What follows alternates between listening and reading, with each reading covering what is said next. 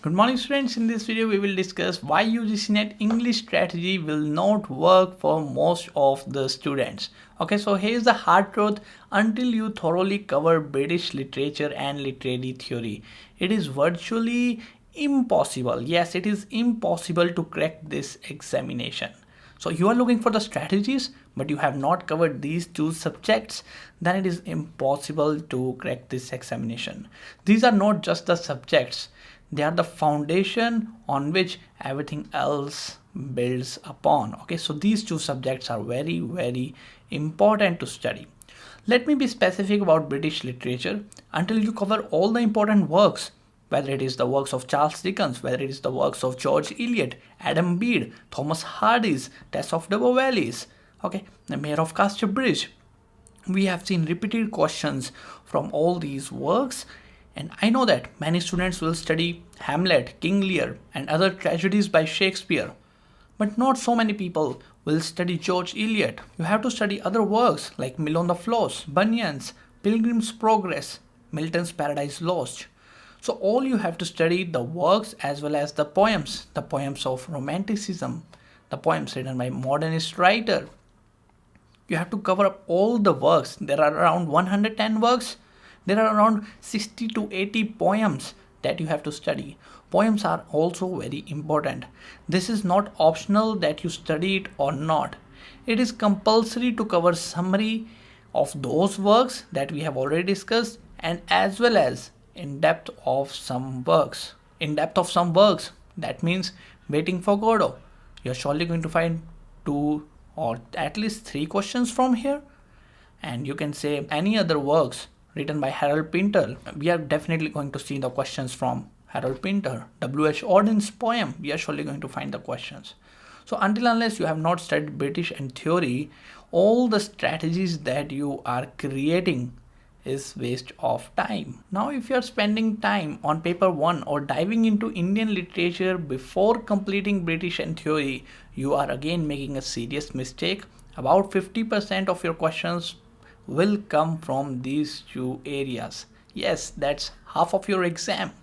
And something important to understand is that strategies are created by advanced players who are already have strong foundations, who have already completed all these subjects. They have to create the strategies, like they are very confused, or maybe they have completed every single thing. Now they have to create strategy, which subject they have to study, which subject they are weak in, which subject they are strong in. But now you are just beginning. You only have 2 months. You have not studied it earlier. So all the strategies will not work because every subject of yours is weak. If you are old in this competitive exams, like 1 year old or 2 years old, then you have to build some strategies like your weaknesses, your strength. You have to find your holes where the water is leaking. So strategies are only for the advanced players. If your basics are not clear, strategy making is just wasting precious time you could spend building that foundation. And then we have completing British and literary theory once is not enough. You need to revise and memorize the content at least 10 times. Yes, 10 times. This is not about quick reading, it is about deep learning. The more you memorize it, the more intelligent guesswork you can make in the examination.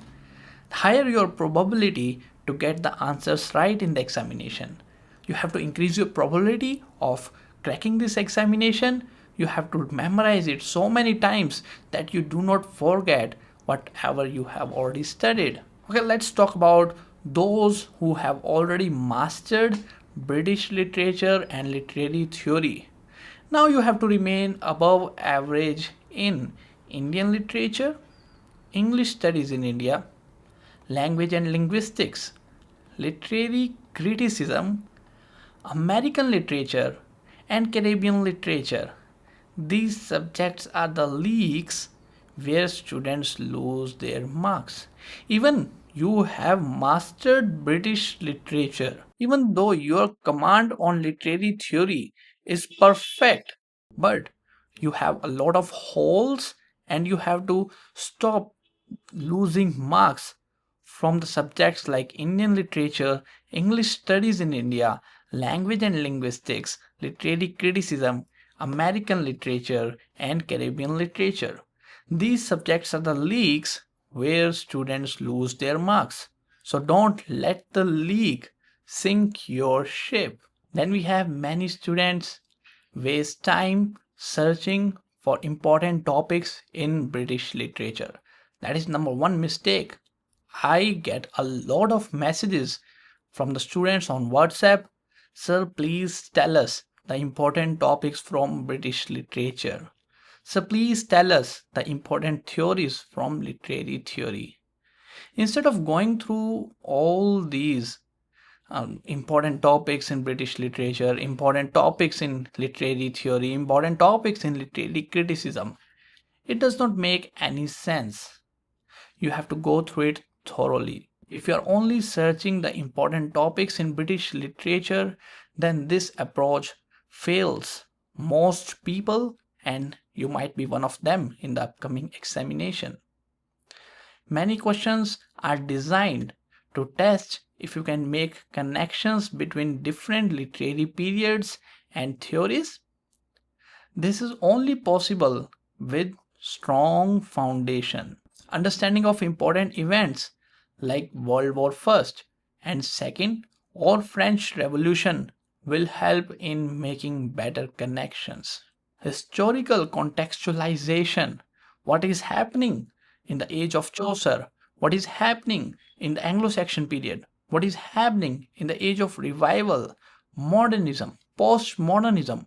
What is happening at the backdrop is really important, because many questions are designed to test if you can make connections between the different literary periods and theories. And this is only possible with strong foundation. You do not only have to study the topics from British literature, but you also must be able to create historical contextualization. Then only you will be able to make some intelligent guesswork in the examination. Moving forward, many strategies promote selective studying, but UGC NET deliberately includes questions from overlooked areas and minor works. You are definitely going to find the titles from minor works. They can simply ask you, who has written Hudibras? Who has written Carolina? These are the minor works. Earlier they have asked from G.B. Shaw's that who has written The Lady of Dark Sonnets. So that is a work by G.B. Shaw.